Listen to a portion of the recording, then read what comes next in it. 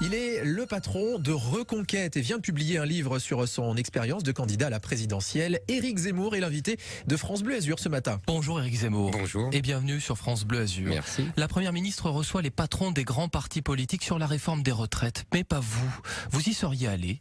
Oh, bien sûr, si j'avais un groupe, je crois qu'on reçoit les présidents de groupes parlementaires. Donc oui, bien sûr, j'y serais allé. Pourquoi ? Parce que vous êtes partisan de cette réforme à 100%. Ah non, mais pas seulement, parce que et je pense qu'il est de courtoisie républicaine, comme on dit, de rencontrer le Premier ministre ou la Première ministre quand il vous demande un rendez-vous, quand il vous propose un rendez-vous. Mais par ailleurs, pour cette réforme des retraites, je l'ai dit et redit depuis le début. Moi, c'était dans mon programme présidentiel. J'avais annoncé le relèvement de l'âge de la retraite à 64 ans. Emmanuel Macron, lui, pendant 5 ans, avait atermoyé, avait cherché des solutions mirifiques comme le permis, la retraite à point. Oui. Puis il avait critiqué le relèvement de l'âge. Puis finalement, il s'y résout. Donc je ne vais pas dire parce que c'est lui qui s'y résout que je ne suis plus d'accord. Donc vous êtes d'accord? Oui, attendez. Oui. Donc en revanche, je veux préciser parce que les gens coupent, vous savez, vos interventions, on vous prend une demi-phrase et puis on vous critique, etc. Donc, je tiens à dire, mais pourquoi?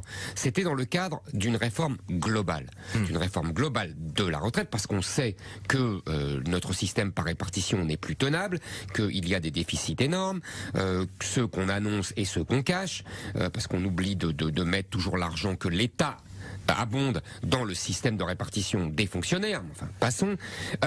Donc, une réforme globale qui avait d'autres tenants, avec une réforme qui faisait une grosse politique familiale de natalité. Comme le Rassemblement national d'ailleurs. Ah oui, exact, mais elle aussi le prévoit. Vous savez, il y a d'autres partis qui le prévoient. C'est la gauche, en l'occurrence de François Hollande, qui a déshabillé la politique familiale, et Emmanuel Macron qui refuse de remettre ces mesures-là pour des raisons idéologiques. Il préfère l'immigration. Donc cette réforme ne va pas assez loin pour vous, mais vous la voteriez quand même, Éric Zemmour. Attendez, je n'ai pas fini. Donc, politique de natalité, politique de réindustrialisation. Une partie aussi de capitalisation, car on ne tiendra pas avec la répartition. Donc voilà, tout cela fait qu'il faut une réforme globale et que Emmanuel Macron, en plus, est mal placé, lui, personnellement, pour dire... Vous allez travailler 2 ans de plus, il faut faire des efforts. Après tout, c'est légitime. Dans tous les autres pays d'Europe, on est passé à 65, à 66, à 67. Mais pour faire des économies. Et en même temps, on le voit partir en Afrique, au Maroc, en Ukraine et dilapider l'argent public, donner 1 milliard par-ci, 1 milliard par-là. Cette réforme, Éric Zemmour. Oui, j'ai dit depuis le début.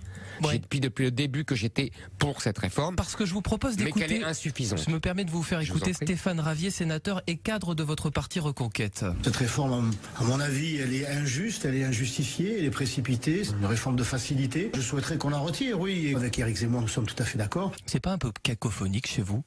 Écoutez. Nous sommes rassemblés autour d'un objectif unique, la lutte contre le grand remplacement et la lutte pour la civilisation française. Mais ça, c'est un autre sujet. Attendez, justement. Pas pour la réforme. Il peut y avoir des désaccords sur d'autres sujets. J'admets tout à fait les désaccords. Je ne suis pas un tyran. Je ne suis pas. Moi, j'ai ma position. J'ai la position du parti. Le sénateur Ravier n'est pas d'accord. Il est d'accord avec moi sur l'objectif ultime et majeur, de notre parti. Après, on peut avoir des désaccords sur des sujets moins existentiels. 7h49 sur France Bleu Azur et France 3 Côte d'Azur. Notre invité ce matin, Éric Zemmour, le patron de Reconquête. Les opposants à la réforme réclament un référendum. Et pourquoi pas? C'est démocratique. Moi, je suis jamais contre le référendum. Je note que simplement, il y a 2 poids et 2 mesures. On nous dit il faut un référendum parce que, si j'en crois les sondages, 70% des Français sont contre la réforme des retraites. Très bien. Dans ce cas-là, moi, je propose un référendum sur l'immigration. C'est ce que vous proposiez pendant la campagne, d'ailleurs. Puisque 70% des Français estiment qu'il y a trop d'immigration, qu'on n'est plus chez soi, qu'il faut des mesures contre le regroupement familial, etc., etc. Donc, vous voyez, je suis pour le référendum. Moi, je suis pour que le peuple s'exprime. Ces derniers jours, des manifestants dénoncent des violences policières, réforme des retraites, mais aussi Sainte-Soline, on l'a vu, un homme est toujours dans le coma, un manifestant de 32 ans. Est-ce que les gendarmes doivent être sanctionnés, Éric Zemmour? Écoutez, j'ai coutume de dire que le terme même de violence policière n'est pas adéquat, car c'est l'État et donc la police qui a le monopole de la violence. S'ils ont fauté, ils doivent être sanctionnés s'ils ont sali leur uniforme. Attendez. Laissez-moi finir. Là, en l'occurrence, ils ont été agressés. Ils ont été agressés par des gens violents, des gens d'extrême gauche, que ça soit à Sainte-Soline ou que ça soit à l'issue des manifestations contre la retraite. Ils sont en légitime défense. Ils ont le droit d'utiliser la violence contre des gens qui les agressent. Il y a une enquête Je ne dirais ouverte. pas exactement la même chose, vous voyez, je précise, Oui. quand je trouve qu'il y a eu dans le passé, par exemple, dans les manifestations pour la manif pour tous, vous vous souvenez, en 2013, même contre certaines manifestations de gilets jaunes, où j'ai trouvé que les policiers avaient attaqué de façon un peu vive. Je pense que d'ailleurs, ils ne le souhaitaient pas eux-mêmes, qu'ils avaient des ordres. Mais quand, si vous voulez, ils sont attaqués, j'estime que les policiers doivent répliquer et doivent répliquer de façon violente pour que la force reste à la loi. Oui, de façon adéquate. Ils savent ce qu'il faut faire. Vous savez, ils sont formés. Je suis désolé, c'est à eux. Il faut que l'ordre reste finalement à la police et donc à l'État. La violence, bagarre entre étudiants à Nice, permanence vandalisée. On va y revenir. Vous restez avec nous, Éric Zemmour. Vous êtes le grand invité de France Bleu Azur ce matin. On vous entend sur ce thème à 8h. Mais juste un mot avant. Je voudrais savoir si vous allez acheter le dernier Playboy en kiosque samedi avec Marlène Schiappa en une. Vous savez, j'ai découvert grâce à Marlène Schiappa que Playboy existait encore, ce que j'ignorais. Je pensais que c'était un journal des années 70, dès de mon adolescence. C'est plutôt bien alors, finalement, de redécouvrir. C'est pas si mal, un journal c'est toujours bien. Maintenant, vous savez, quand on était jeune, on regardait Playboy pour des ravissantes jeunes femmes nues. Je crois que Madame Schiappa ne correspond pas à ces critères et qu'en plus, j'ai vraiment l'impression d'une opération de communication qui ne m'intéresse pas beaucoup. Je pense qu'il y a des sujets beaucoup plus sérieux et qu'on a l'impression d'opérations de diversion, de communication. On nous annonce que Monsieur Dussopt est homosexuel. On s'en fout complètement. Madame Schiappa est dans Playboy. On s'en fout complètement. Je suis sûr je suis sûr qu'elle ne manquera pas de vous répondre en tout cas. vous restez avec nous, Éric Zemmour. Mais à elle tout de fait ce suite. qu'elle veut, hein, ça l'amuse. Éric Zemmour est l'invité de France Bleu Azur jusqu'à 8h30. Bonjour Éric Zemmour. Bonjour. Éric Zemmour, des Azuréens veulent vous interpeller ce matin. Je vous présente Océane. Océane, c'est une étudiante. Au moment où vous dédicaciez votre livre hier à l'hôtel Westminster, elle était de l'autre côté de la prom, à Nice, là où se tenait cette manifestation contre votre venue. On a proposé à Océane de vous poser une question. Voilà ce qu'elle tient à vous dire. Pourquoi autant de haine? Pourquoi autant de haine? Pourquoi diviser autant les Français? Pourquoi faire ça? Voilà. On a des crises aussi, ne serait-ce que moi je suis étudiante et tout ça, et à quel point on voit les gens divisés dans la rue, et pourquoi appeler à la haine tout le temps? Pourquoi? Voilà, je lui dirais ça en fait, je pense. Pourquoi autant de haine dans un programme? Pourquoi autant de haine contre les personnes immigrées? Pourquoi autant de haine avec le grand remplacement?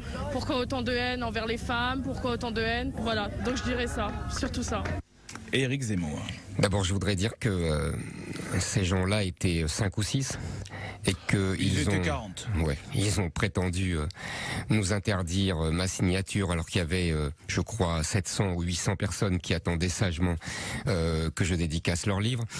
Donc, ça vous donne les proportions. Par ailleurs, pourquoi tant de haine? C'est un slogan imbécile. Qui, vous savez, cette jeune femme est vraiment très jeune et elle ne sait pas encore ce qu'elle dit. Elle répète bêtement ce qu'on lui a dit de dire ou ce qu'elle a appris, soit à l'école, soit à la télévision.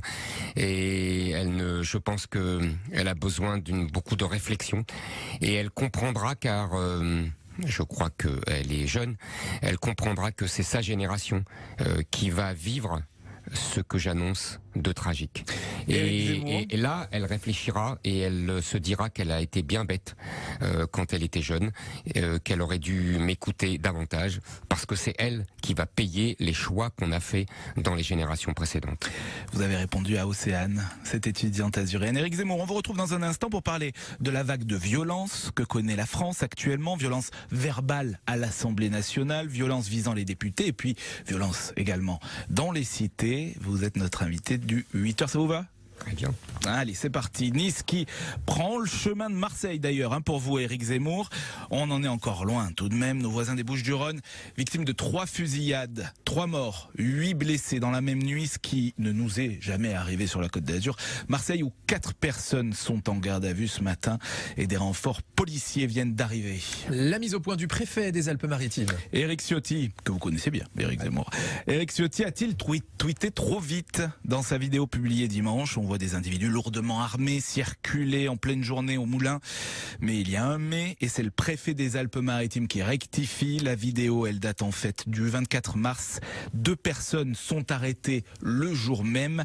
Le quartier qui vient de vivre d'ailleurs une semaine d'interpellation. 9 personnes arrêtées, 4 armes ont été notamment découvertes. Acropolis, la démolition a commencé, mais un collectif croit encore au miracle. Il saisit le tribunal administratif. Il veut suspendre la destruction du palais des congrès. Le collectif s'appelle Sauvons Acropolis, avec plusieurs personnalités, tiens, comme votre conseiller municipal Reconquête, Éric Zemmour, le Reconquête désormais, Philippe Vardon.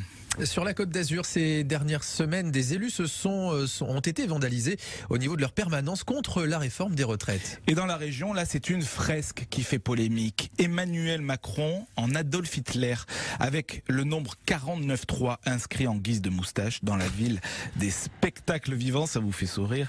Avignon, ce n'est pas du théâtre, c'est bien la réalité, cette fresque murale qui sera effacée au plus vite, affirme l'agglomération du Grand Avignon. Et puis le Printemps des seniors donne un concert de Sheila à 15h aujourd'hui. Vous les copains, je ne vous oublierai jamais. Sheila, c'est votre génération, Éric Zemmour. Oui. Ouais, vous aimez bien? Oui, c'est gentil. C'est gentil. Sheila, qui sera donc à 15h au théâtre de l'Hélice, route de Châteauneuf à Comte. C'est quand même 60 ans de chansons. Mais oui, 26 absolument. albums écoulés, Vous avez 85 millions d'exemplaires. C'est une grande vedette populaire. Vous avez tout à fait raison. 8h05 sur France Bleu Azur et France 3 Côte d'Azur avec nous, donc Éric Zemmour, ancien candidat à la présidentielle, président de Reconquête, et il vient nous présenter son dernier livre, Je n'ai pas dit mon dernier mot. 4 députés de la Côte d'Azur, on le disait, un de vos représentants aussi, Philippe Vardon, qui ont vu leur permanence vandalisée ces dernières semaines. Attaquer les élus, ça veut dire quoi? Ça montre quoi? Ça montre une hausse tous azimuts, je dirais, de la violence. On va en parler. On voit bien que il n'y a plus de tabou, il n'y a plus de limites. C'est absolument évidemment scandaleux. Je vous ai dit tout à l'heure que force devait rester à la loi. On voit bien que la police et l'État n'ont plus le monopole de la violence. C'est tout le problème, c'est tout le drame de notre pays. On voit au Moulin des gens qui sont armés de Kalachnikov. On a voit arrêté. Des gens... Oui, on a arrêté. Le jour même. Oui. Enfin bon, Ouais. c'est juste le préfet des Alpes-Maritimes qui non, le mais dit. je le crois, le préfet. Non, mais je crois le préfet. Je dis simplement que on ne résout pas ça en disant on les a arrêtés. Mais je le crois. On attaque les permanences des élus. Vous voyez bien que le pays est éruptif, qu'il y a une violence qui s'exprime de partout, qu'on ne respecte plus ni les institutions ni la police, et qu'il faut absolument remettre de l'ordre dans notre pays. De partout, même chez vous? Même chez vous.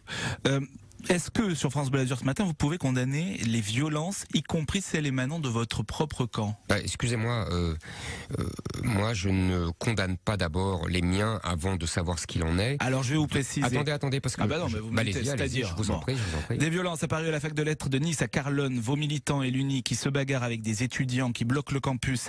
Ça c'était il y a une semaine et c'est toujours compliqué. Là vous avez raison de savoir qui est le premier en fait. Alors on va écouter un de ces professeurs présents ce jour-là au blocage.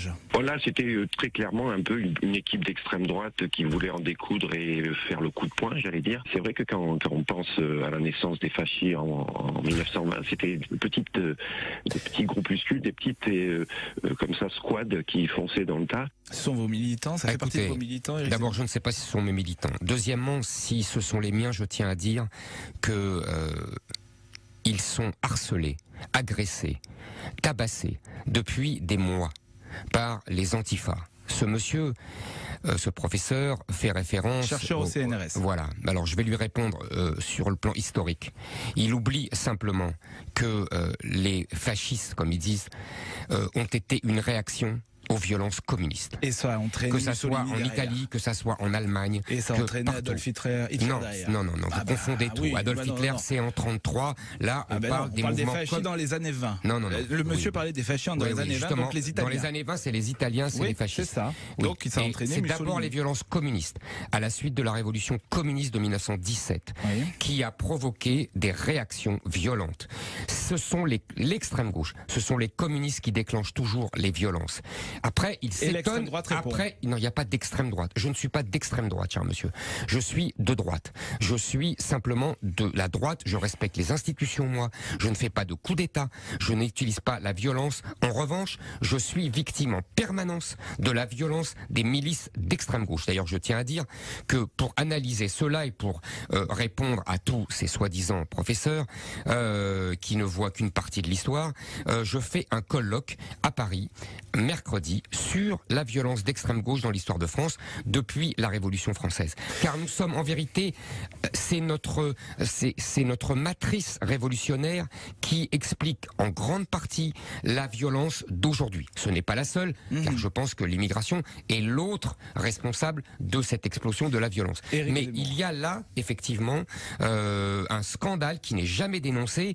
Et vous voyez, tout de suite, on attaque la violence d'extrême droite. Non, c'est la violence de la gauche, la violence des milices de gauche, les Black Blocs, les Antifas, qui agressent, qui provoquent. Je peux vous présenter des tas de militants, de militantes, vous m'entendez, des jeunes filles qui militent pour moi et qui sont tabassées par cette racaille Antifa.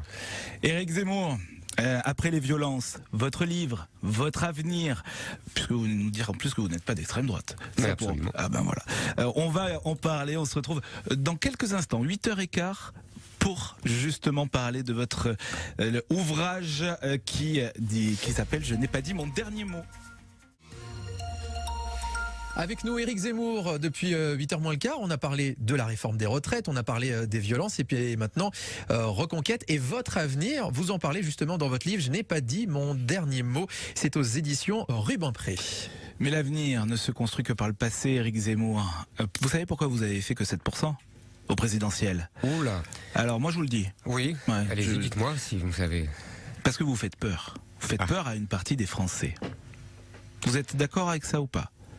Vous savez, je pense que les médias ont instillé et ont imposé une vision complètement partiale de moi qui fait peur à une partie des Français, oui. Mais je rappelle que il y a une autre partie des Français qui est montée jusqu'à 19-20% de la population, selon les sondages, qui, au contraire, vous parlez des estimations avant le premier tour.